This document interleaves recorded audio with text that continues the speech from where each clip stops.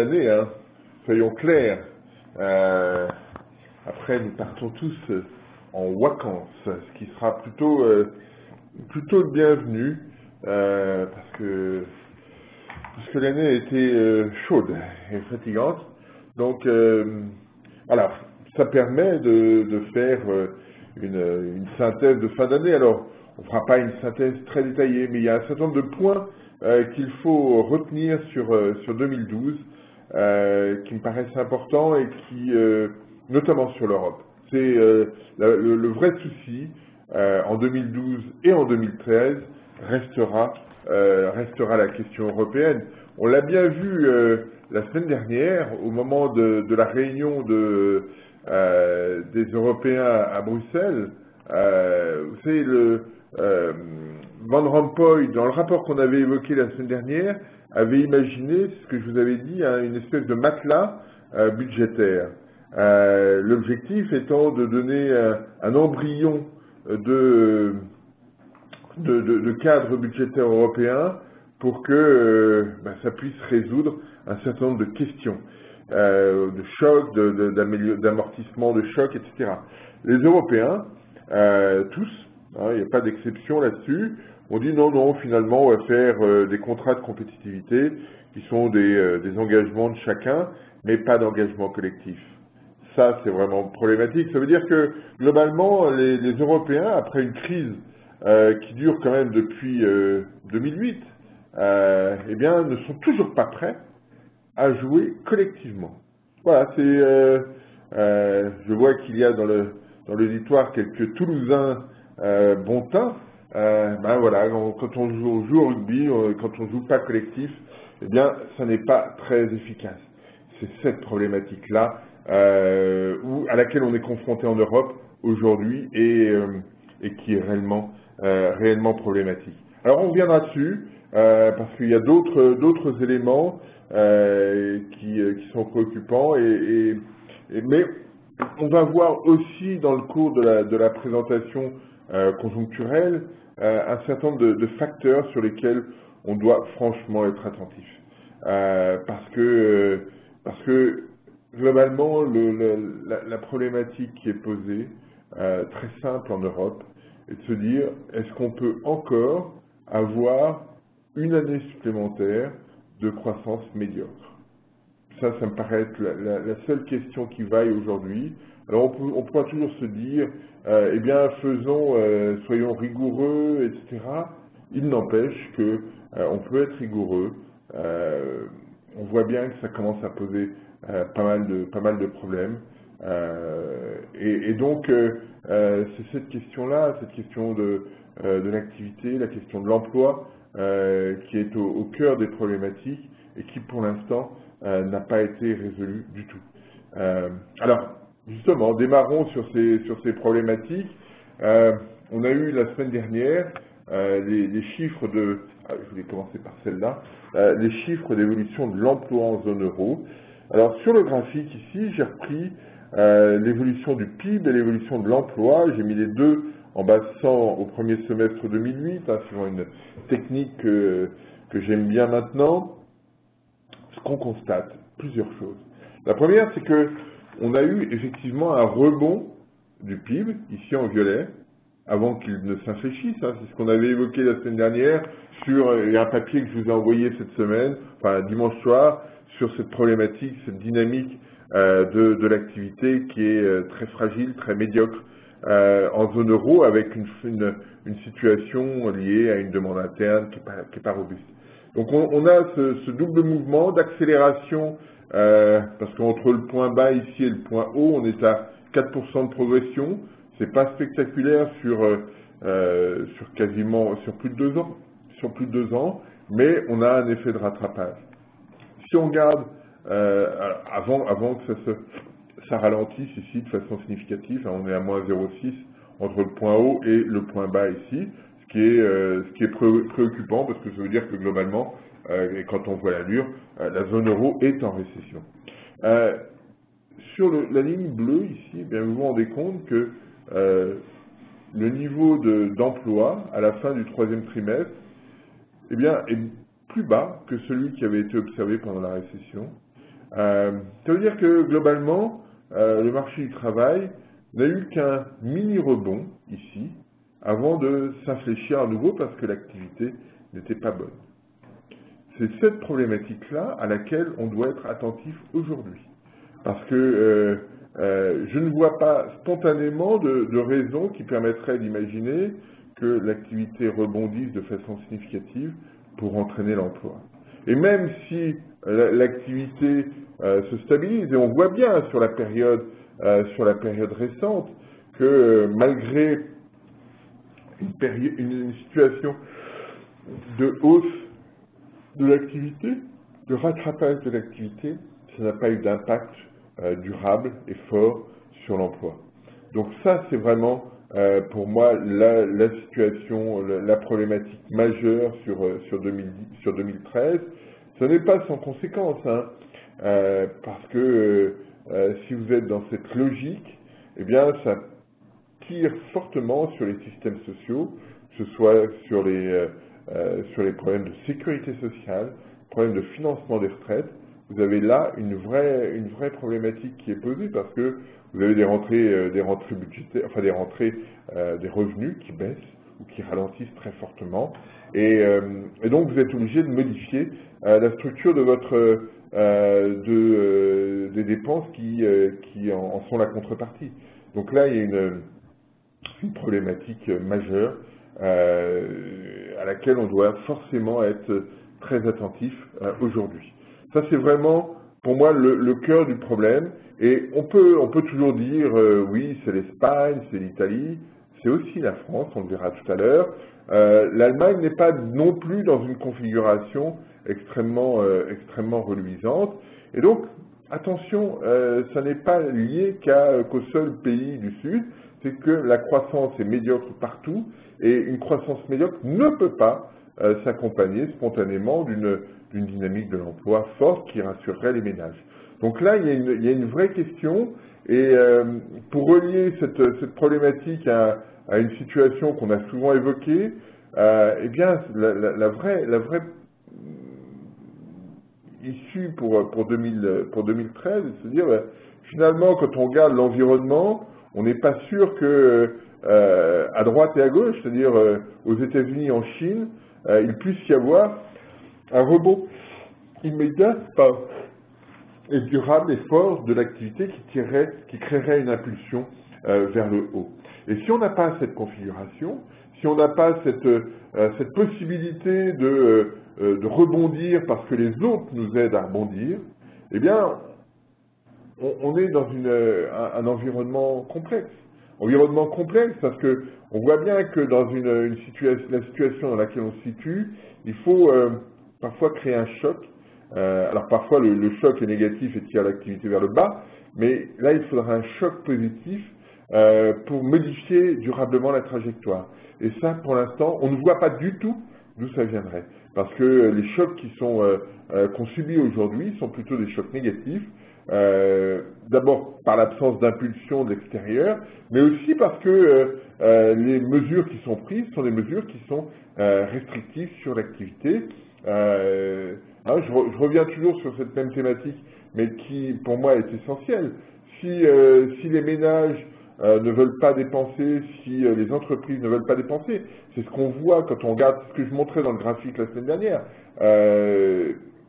Qu'est-ce qui va ainsi et que dans le même temps l'État se met à réduire ses dépenses, alors directement ou indirectement, hein, il peut soit réduire ses dépenses, soit augmenter ses revenus, mais en pénalisant le consommateur ou l'entreprise.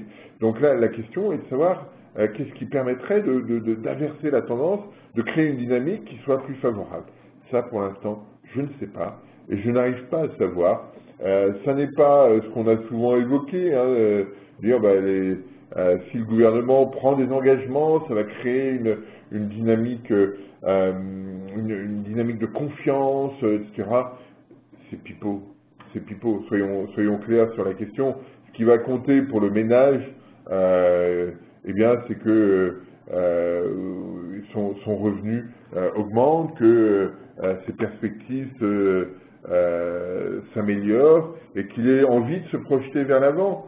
Si à court terme, la seule chose à laquelle vous êtes confronté, c'est une baisse de votre pouvoir d'achat et un risque sur l'emploi, vous n'allez pas dépenser, même si vous avez le sentiment que le gouvernement est très vertueux dans son comportement. Donc attention à ces façons de faire les choses. D'abord, et en plus, empiriquement, ça ne marche pas.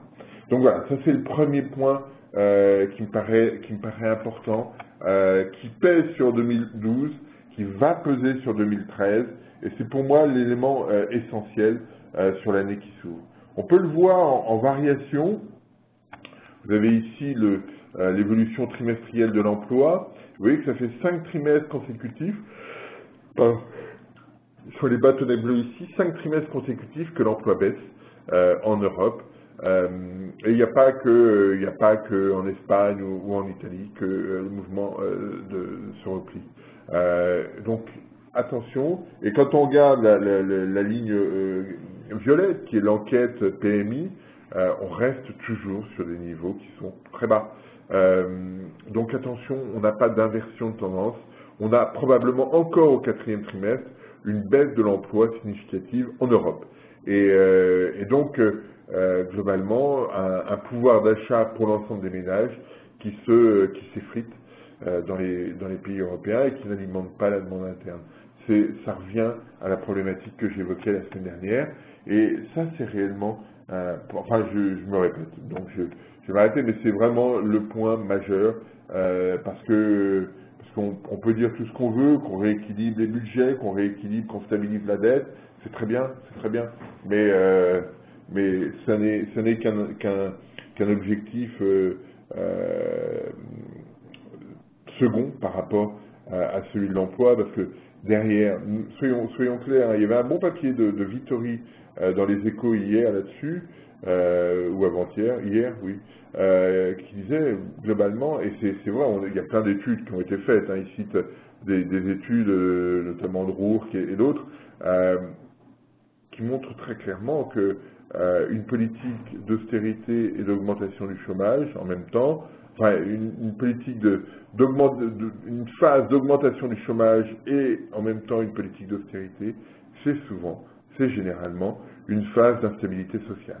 Donc ça c'est vraiment le point auquel, ce qu'on n'a pas recherché pour l'année 2013, mais vers lequel quand même on se dirige assez facilement et de manière presque directe, sans se poser de questions.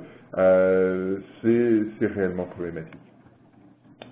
Donc voilà, quand on regarde les enquêtes menées, il n'y a pas de situation qui s'inverse de façon brutale. Vous avez ici l'indicateur zone euro qui est en violet, alors qui remonte un petit peu, bien sûr, mais on est très loin du seuil de 50, c'est-à-dire que l'activité est toujours en phase de contraction. On est probablement sur T4, entre moins 0,3, moins 0,4 de repli du PIB, non annualisé bien sûr.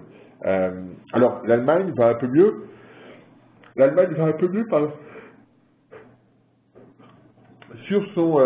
Sur sa dynamique interne.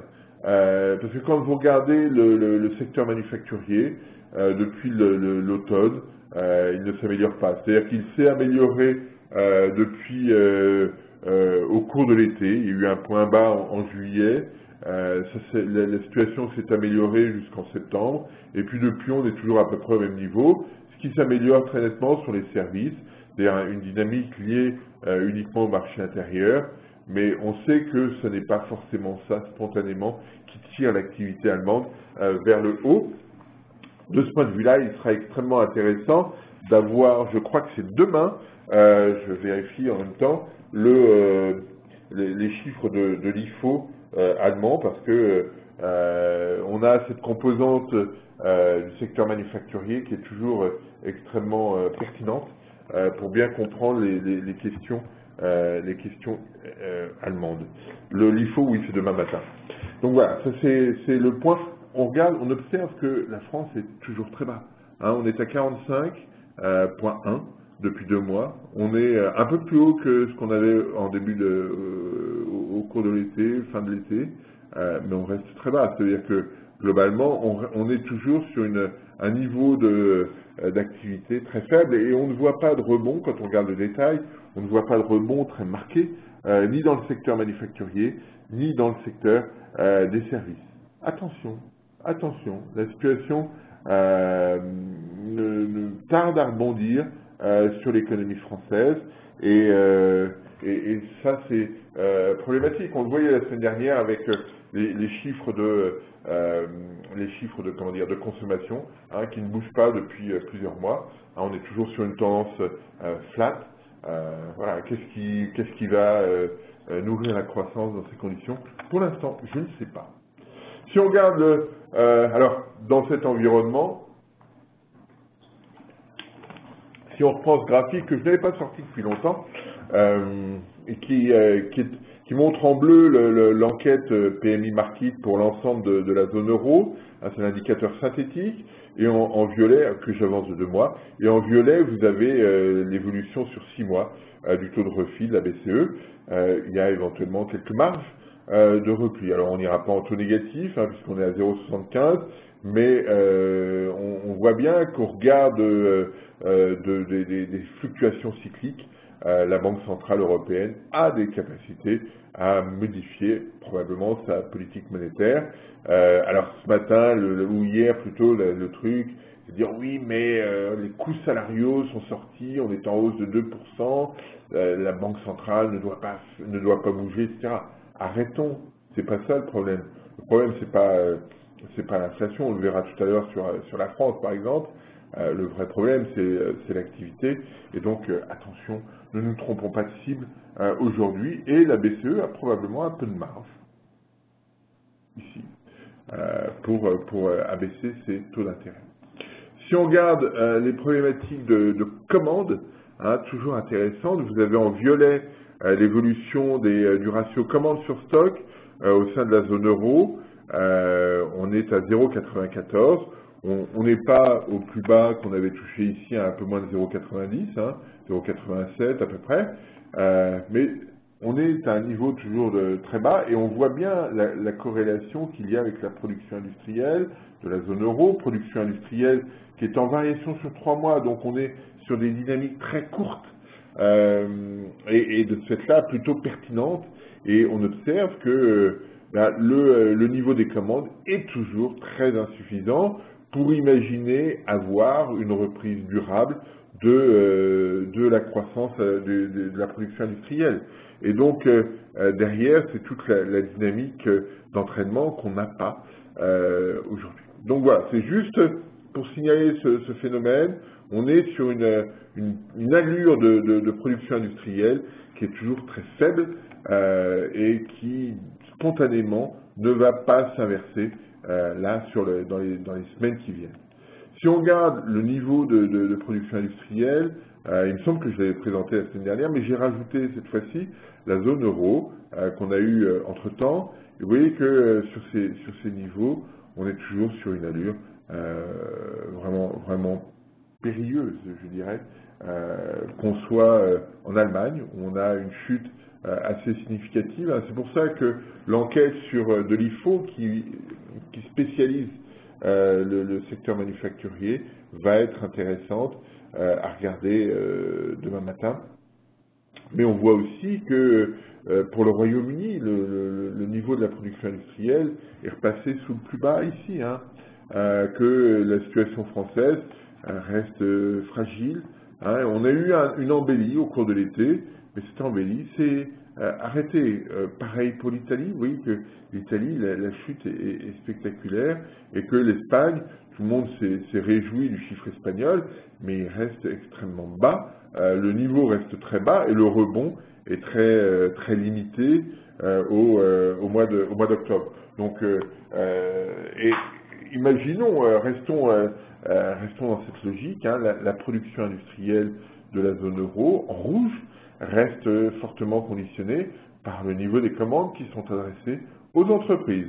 Et ce niveau de commande, pour l'instant, il ne s'accélère pas du tout. Du tout. Et donc, est-ce qu'on dit pour la zone euro, on peut le dire sur les autres pays.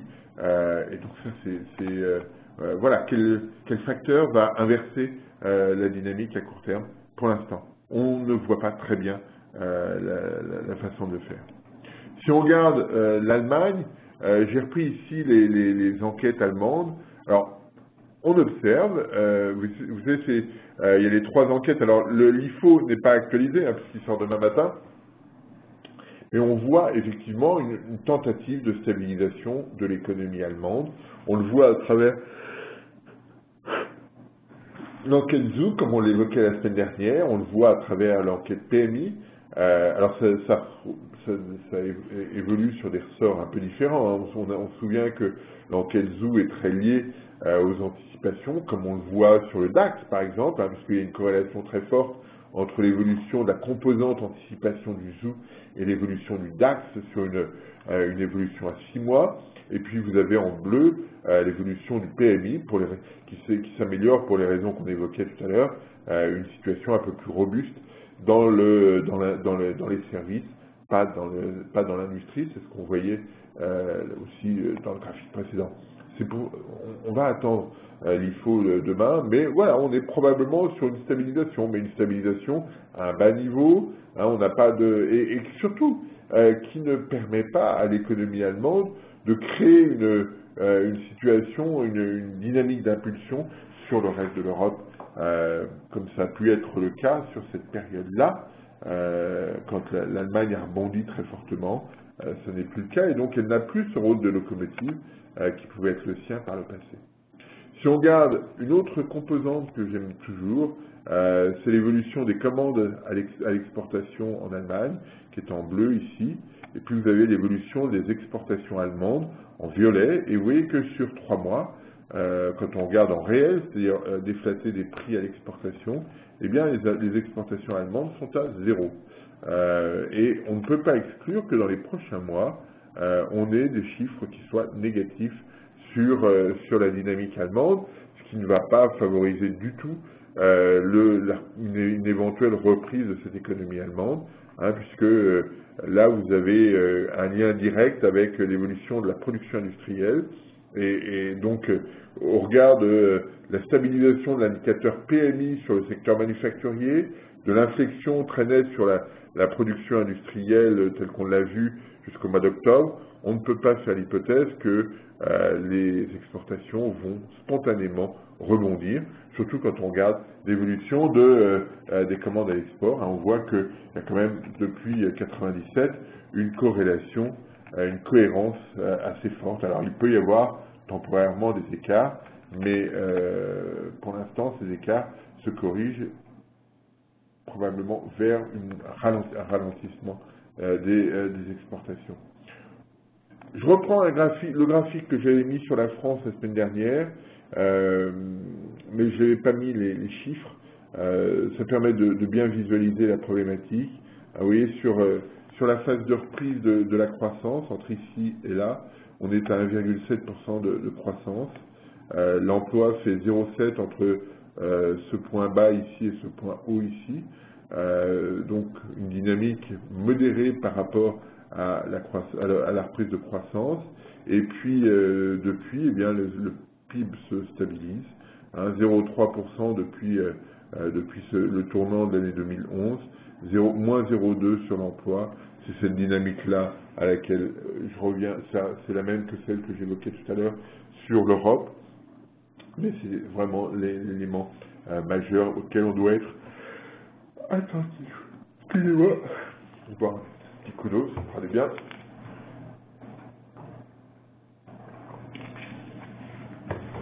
Voilà, donc ça c'est une problématique majeure.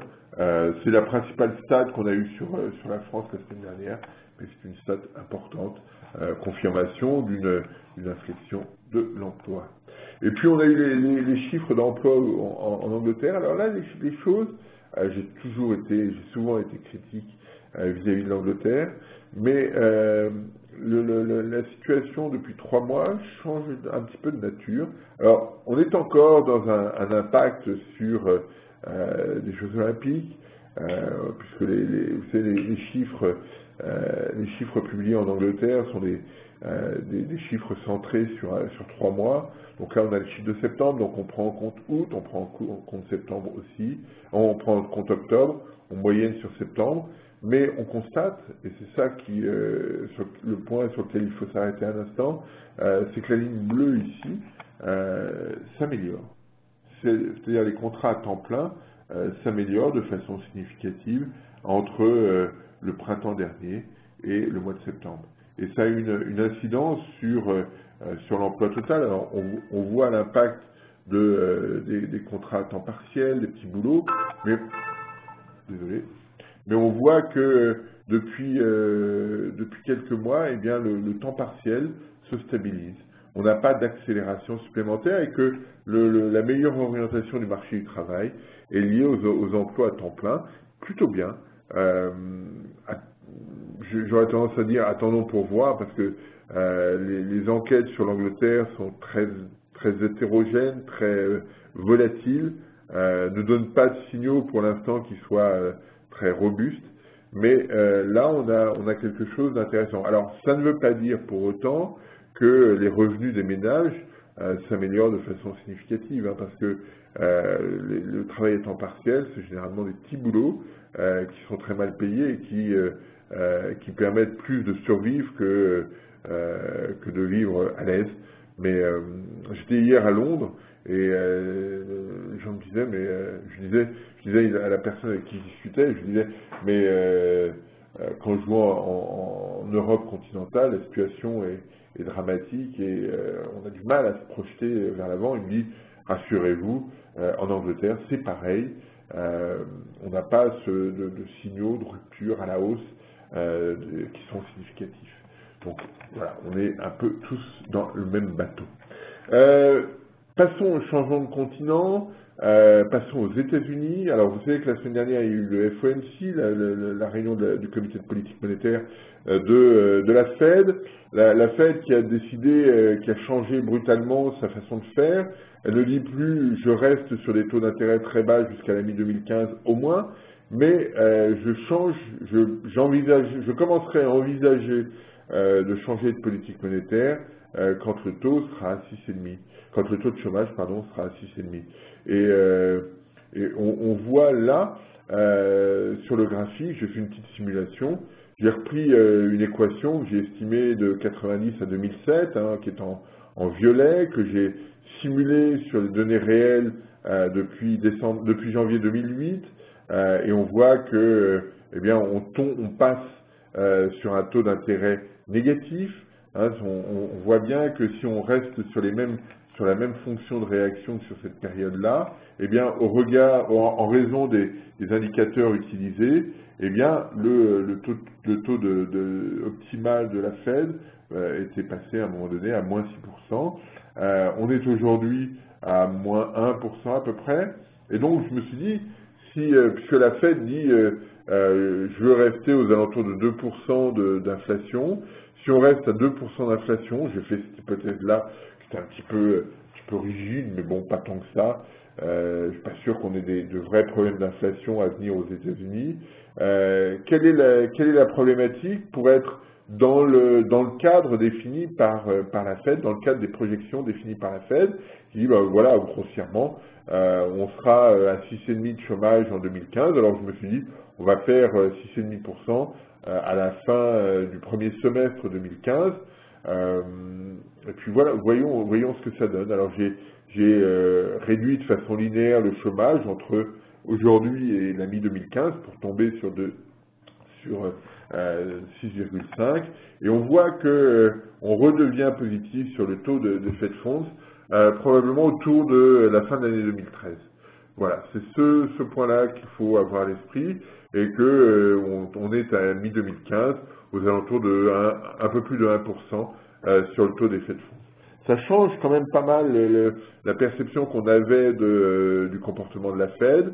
Alors, clairement, Bernanke nous a dit c'est une indicatrice, ce n'est pas, on ne va pas spontanément, mécaniquement changer, mais ça permet de visualiser les choses.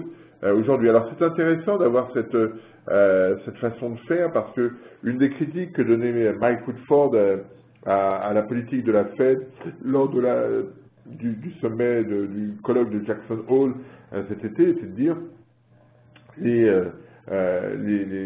acteurs de l'économie n'ont pas de perception très claire sur le moment qui sera choisi par la Fed pour changer sa politique monétaire. Donner une date, c'est très bien, mais ça ne permet pas d'affiner les projections puisque globalement, on ne sait pas quels seront les critères exacts qui seront retenus. Là, la Fed va plus loin en disant que ce sera 6,5% de chômage. C'est un pas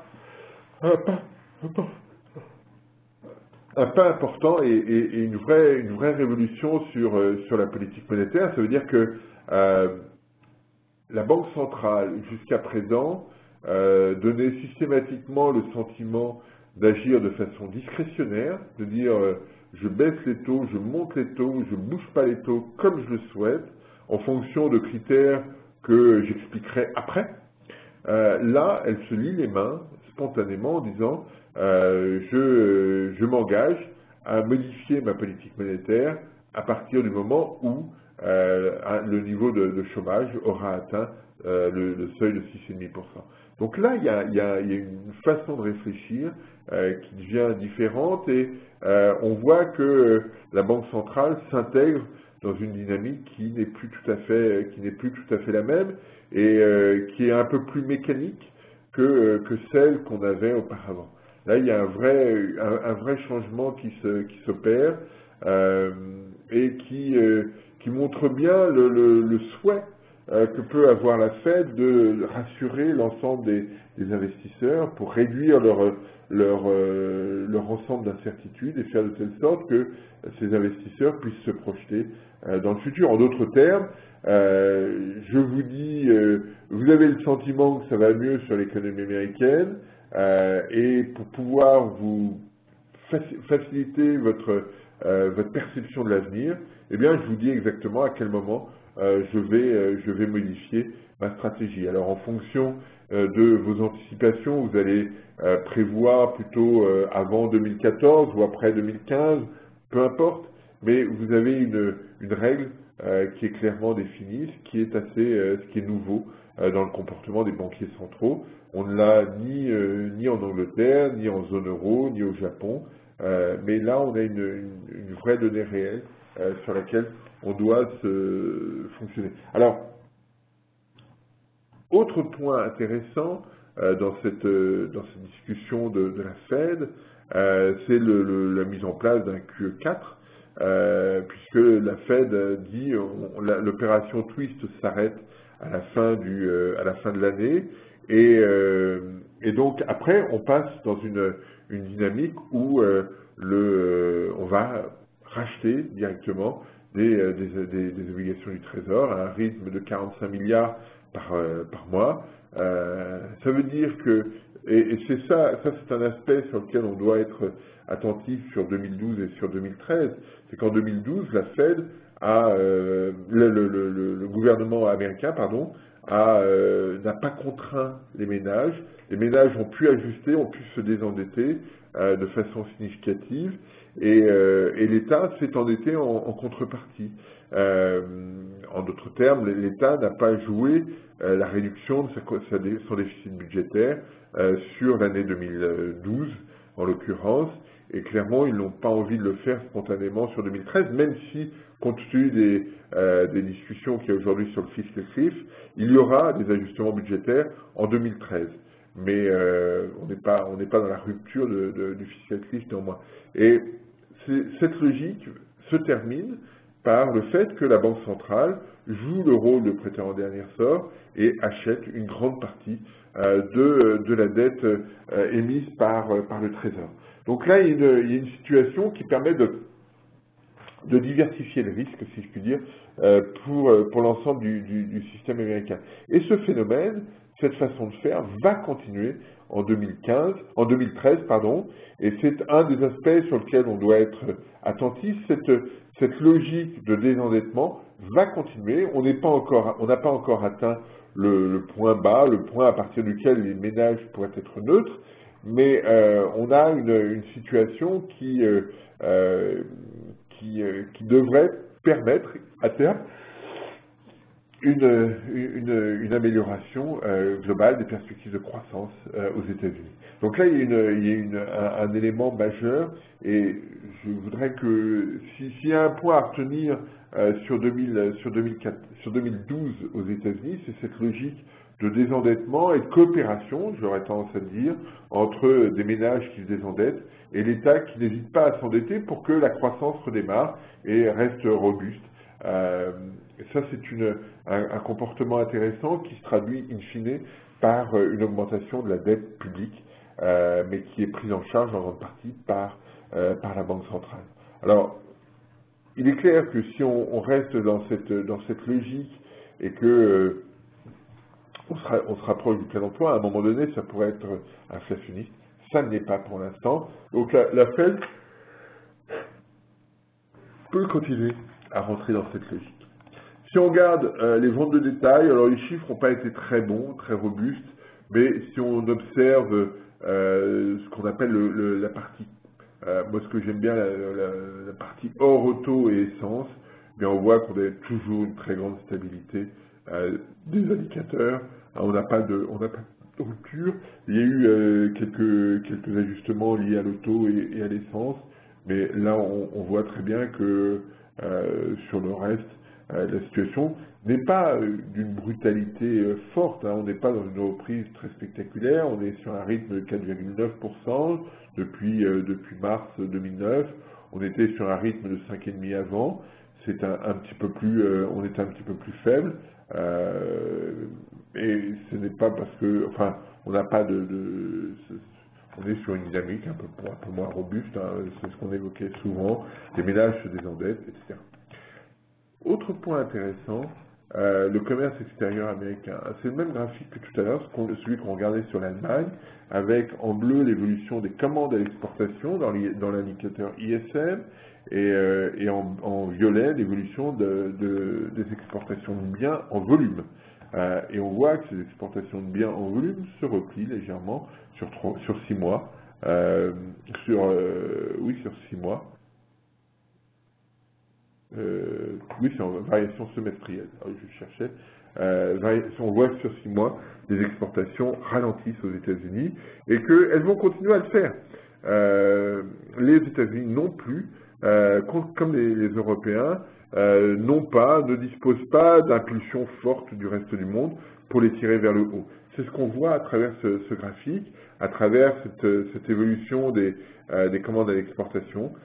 Soyons attentifs à cette question parce que c'est une source de fragilité sur l'économie américaine. Si effectivement les exportations n'évoluent pas sur un rythme un peu plus robuste, eh bien ça accentue le risque de voir l'économie américaine rester autour de 2%, voire passer un peu en dessous par manque d'impulsion extérieure. Donc attention à cette dynamique-là. C'est un des aspects qui va être important aussi en 2013, parce que globalement la problématique 2013, ça va être en grande partie le prolongement de ce qu'on observe. On évoque les États-Unis qui se désendettent, très bien, enfin du côté des ménages, très bien, ça ne crée pas d'impulsion, ok, mais dans le même temps, on observe que du côté des Chinois, il n'y a pas d'amélioration. Alors, bien sûr, les chiffres se stabilisent, on va le voir juste après, mais on n'est pas dans une forme d'accélération très rapide de l'activité, loin de là. Et si on peut se réjouir, c'est qu'il n'y ait pas de rupture à la baisse de l'économie chinoise, mais globalement, on est dans une phase où l'activité reste sur un momentum très faible dans l'économie chinoise. On le voit bien ici, vous avez l'évolution de l'indice PMI qui est sorti ce week-end, qui est sorti en fin de semaine dernière, pardon. Effectivement, on est pour le deuxième mois consécutif au-dessus de 50, mais on n'est pas sur une situation qui s'améliore brutalement. On n'est pas du tout dans cette phase-là, ça s'améliore. En d'autres termes, soyons clairs, hein, on est plus dans une phase de stabilisation que dans une phase d'accélération brutale. D'ailleurs, quand on regarde l'évolution des commandes, on a une inflexion des commandes à l'exportation et le ratio commande sur stock se stabilise, alors à un niveau correct, mais pas excessif. On n'est toujours pas dans ce phénomène de décalage et on ne voit pas très bien ce qui créerait ce décalage à court terme. C'est ça la situation. Généralement, ce décalage venait des exports. Or, on a vu la semaine dernière que la dynamique des exports était toujours très faible. On avait une situation qui s'améliorait, qui créait une sorte de coup de fouet, et l'ensemble s'activait. On n'est plus dans cette logique-là, on est dans une logique, et ça va s'observer encore, et probablement encore davantage en 2013, on est dans une logique de renforcement de la consommation, et donc d'une croissance un peu plus lisse que par le passé. On est moins soumis aux aléas, et donc ça se traduit par une croissance généralement un peu plus faible et plus lisse qu'une croissance qui est dépendante des exportations, où on peut avoir des phases d'accélération très fortes, ou de l'investissement qui lui aussi est caractérisé par ces accélérations très fortes. Donc ne rêvons pas spontanément sur l'économie chinoise à court terme. Et si on ne rêve pas sur l'économie chinoise, on ne rêve pas non plus sur l'ensemble des pays émergents. Ça ne veut pas dire que tous les pays émergents seront sur une trajectoire fragile, pas du tout, mais ça veut dire qu'il faut regarder pays par pays. On n'a plus cette tendance commune que génère la Chine sur l'activité. Ça, c'est une vraie différence par rapport, même par rapport à la réponse, à la période de reprise après la crise. C'est en écart par rapport à ce qu'on observait avant la récession. On n'est plus dans cette phase de changement de tendance très forte qui crée une accélération majeure de l'activité. Et donc, nous, on n'en profitera pas de façon spectaculaire, et les pays émergents non plus. Sur l'inflation, voilà, quelques graphes. On n'est pas, quand on regarde l'économie américaine, la dynamique américaine, on est sur des rythmes modérés d'inflation. On n'est pas du tout dans des phases d'accélération. La contribution du pétrole ralentit partout, et donc c'est un facteur majeur de cette inflexion globale de l'indice des prix. Si on regarde la France, on a une inflexion très marquée, que l'on regarde l'inflation sous-jacente, qu'on regarde l'inflation headline, le taux d'inflation. On est passé à 1,4 sur le taux d'inflation, on était à 2,5% à la fin de l'année 2011, de mémoire, je n'ai pas la date exacte ici, mais vous voyez que la situation ralentit très fortement aussi dans l'indicateur sous-jacent, hein, puisque on est à 0,6% de hausse, des chiffres qui sont très faibles, qui ne traduisent en aucun cas des tensions au sein de l'appareil productif français. Alors j'ai mis ici un point pas, à mon sens, pas négligeable. Vous avez en bleu l'évolution de l'inflation hors tabac, et vous avez en violet l'évolution moyenne de l'inflation hors tabac. Juste un truc, vous voyez que sur la fin d'année, on est à un niveau très bas, et même si le chiffre de décembre devait ralentir encore, la moyenne, elle, ne va pas baisser. Alors, ça veut dire que, globalement, quand on va faire des projections sur 2013, l'indexation qui va servir, enfin l'augmentation de l'inflation pour 2013 qui servira de référence aux négociations salariales, eh bien partira d'un point très bas. Ça veut dire qu'on aura du mal à faire des choses, des phases d'accélération brutale des salaires sur 2013 dans les négociations salariales. Donc là, il y a aussi une fragilité à laquelle on doit être attentif en termes de dynamique du pouvoir d'achat. Donc là, attention, on change un petit peu de régime, et alors bien sûr qu'il peut y avoir toutes sortes d'éléments dans la négociation, mais là on risque de partir d'un point un petit peu bas par rapport à la moyenne qu'on avait précédemment. Et puis, alors si on regarde les contributions, On voit bien que tout est un peu orienté à la baisse. On l'a sur le pétrole qui est en rose ici, sur l'énergie en général. On voit que les services diminuent de façon significative. J'ai regardé dans le détail, j'ai pas vu de choses brutales, mais en variation sur un an, la contribution s'infléchit de façon significative, puisqu'elle repasse tous les 0,50, ce qui est la première fois depuis 2001, soyons clairs. Donc là, il y a une problématique de tension. Pas étonnant de cette là que quand on observe ça, que quand on regarde les enquêtes PMI sur les services, on n'est pas de tension particulière. Et puis on voit que sur le secteur des biens manufacturés, en bleu, on a une petite tension ici, mais qui s'estompe à nouveau ici. Et donc l'inflation à venir ne sera pas une inflation très élevée spontanément.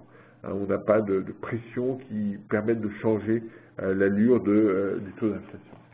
Et dernier point que je voulais souligner avec vous, c'est l'évolution du prix du pétrole, qui est en violet, et l'évolution de l'indice des prix à l'énergie, enfin l'indice énergétique dans l'indice des prix. Vous voyez que la corrélation quand même est assez forte entre les deux. On le voit notamment sur la période récente. Ça veut dire que si le pétrole se stabilise, ce qui est au moins notre hypothèse, eh bien la contribution de l'énergie au taux d'inflation va ralentir très vite et donc va peser sur le taux d'inflation. On ne peut pas faire l'hypothèse que le taux d'inflation va réaccélérer brutalement sous l'impact du prix du pétrole, sauf si celui-ci venait à monter à 120, 130 ou 140 $ le baril. On est aujourd'hui plutôt sur 105 autour. Et clairement, si on reste sur ces niveaux-là, la situation va, le taux d'inflation auquel on aura à faire face va rester très faible. Voilà, ça c'est les éléments que je voulais évoquer sur la conjoncture, qui sont des éléments importants. Ce qu'on peut signaler, si on veut faire le bilan 2012, ce que j'ai évoqué sur les États-Unis me paraît être l'élément majeur, c'était justement ce désendettement qui se traduit par une croissance modérée, une absence d'impulsion forte sur le reste du monde, et dans le même temps, dans l'économie chinoise, un basculement qui là se traduit aussi par une croissance modérée et ne crée pas de décalage fort par rapport à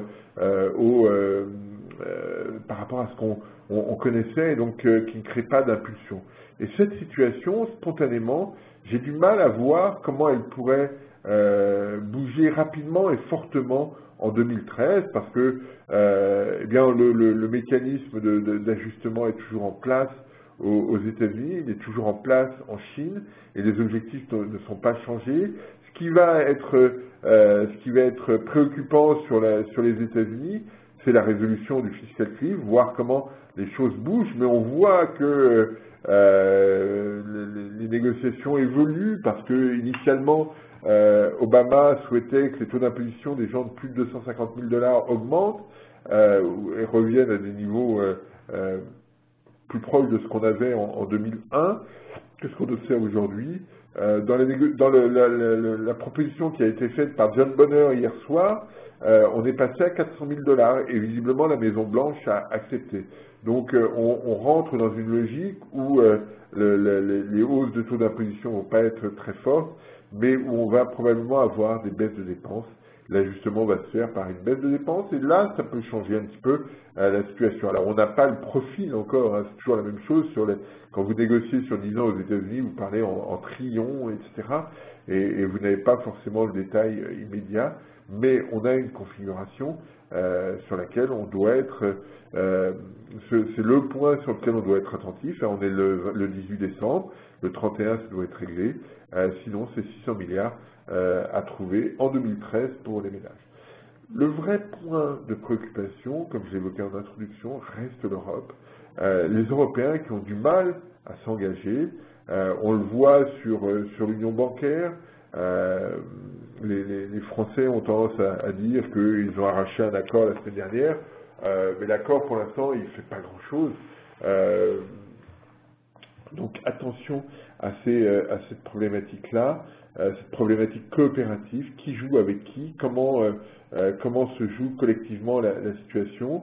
Il me semble que en cette fin d'année, après une période d'effort assez marquée depuis le sommet de juin, globalement, on a eu jusqu'au sommet d'octobre, on a eu une dynamique assez coopérative, on a mis en place beaucoup de choses, et puis on est passé à autre chose, on est passé à l'union bancaire qui ne va pas se résoudre immédiatement, et surtout on a fait de telle sorte que l'objectif qui avait été défini par Van Rompuy, alors c'est Van Rompuy, Draghi, Barroso, Juncker, ces objectifs-là d'avoir une capacité à amortir les chocs au niveau central, cette capacité-là a été supprimée par les Européens, trouvant que c'était trop contraignant.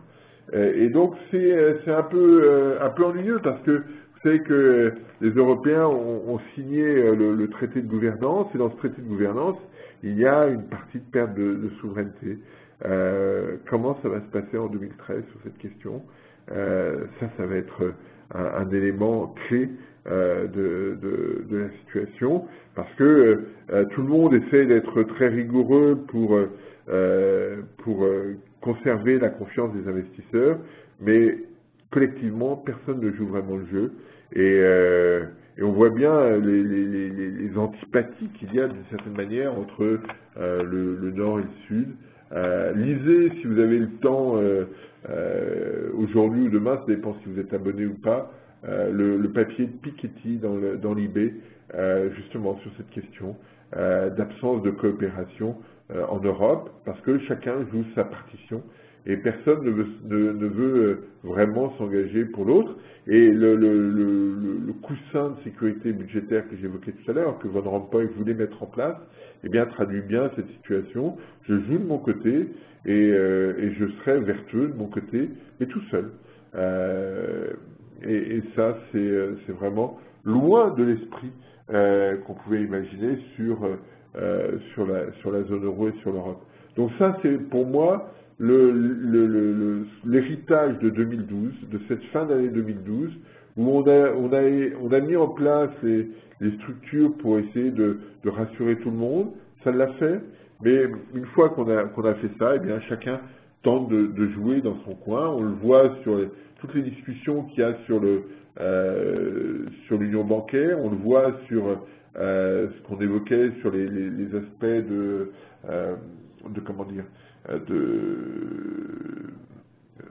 fédéralisme budgétaire d'une certaine manière. On voit bien que toutes ces questions sont repoussées à plus tard, on verra bien plus tard. Mais comment voulez-vous, si on est dans ce cadre-là, que les investisseurs, les entrepreneurs, les ménages puissent se projeter dans le futur? Aucune capacité à le faire, parce qu'on ne sait pas très bien comment les choses vont être mises en place. Et c'est ça la vraie problématique aujourd'hui. On n'a aucune capacité en Europe à se projeter vers l'avant. Et le seul point qu'on sache, c'est que la zone euro, a priori, restera en l'état, puisque Mario Draghi et les Européens sont engagés sur la problématique d'irréversibilité. Mais ce n'est pas encore suffisant.